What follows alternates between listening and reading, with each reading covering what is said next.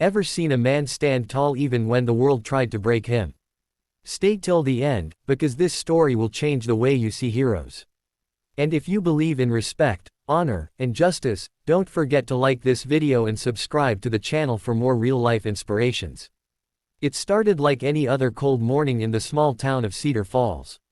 The streets were quiet except for the sound of an old pickup truck pulling into the school parking lot. Inside sat Daniel Brooks, a single father and a decorated Army veteran who had served 3 tours overseas.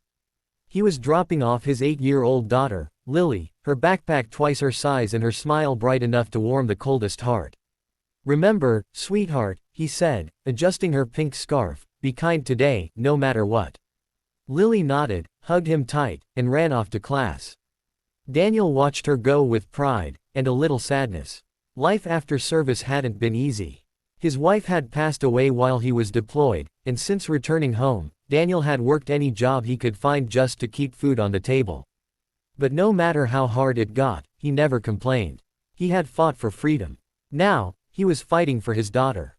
That same afternoon, everything changed.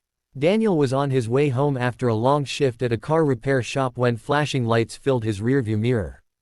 2 patrol cars boxed him in. Confused, he pulled over. "Hands where I can see them." One of the officers barked, guns drawn. Daniel froze, raising his hands slowly. "Officer, is there a problem?" "You're under arrest for resisting eviction and trespassing on federal property," the taller cop sneered, snapping handcuffs onto his wrists before he could finish.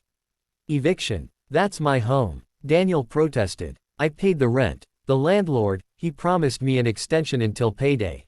But his words meant nothing. The officers smirked, exchanging laughs. "Tell it to the judge, soldier boy." Lily, waiting at her friend's house nearby, saw her father being shoved into the back of the police car. She screamed, "Daddy!" But they drove off before she could reach him. That night, Daniel sat alone in a cold cell, staring at the cracked wall. He wasn't angry, just tired. The system he had defended was now turning its back on him. All he could think of was Lily's face when she'd seen him taken away. 2 days later, his case was rushed to court. The local news picked it up. Single dad veteran arrested after refusing to vacate rental home. The courtroom buzzed with reporters and onlookers. Daniel stood there, his hands shaking slightly, not from fear, but from frustration. The prosecutor painted him as a troublemaker.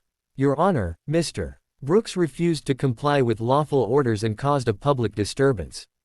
Daniel's public defender barely said a word.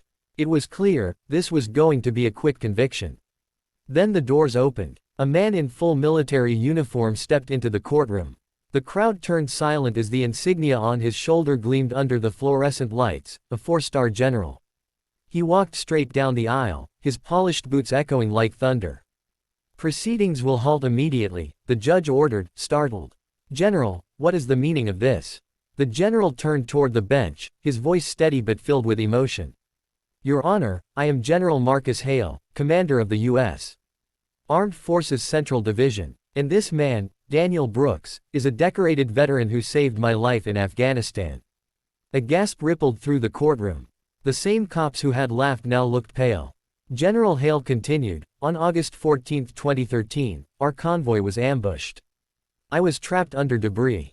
Bullets flying, chaos everywhere, and this man refused to retreat. He carried me 2 miles under enemy fire. He lost 2 of his best friends that day, and never once spoke about it." He turned toward Daniel. "And now you put him in handcuffs for being poor."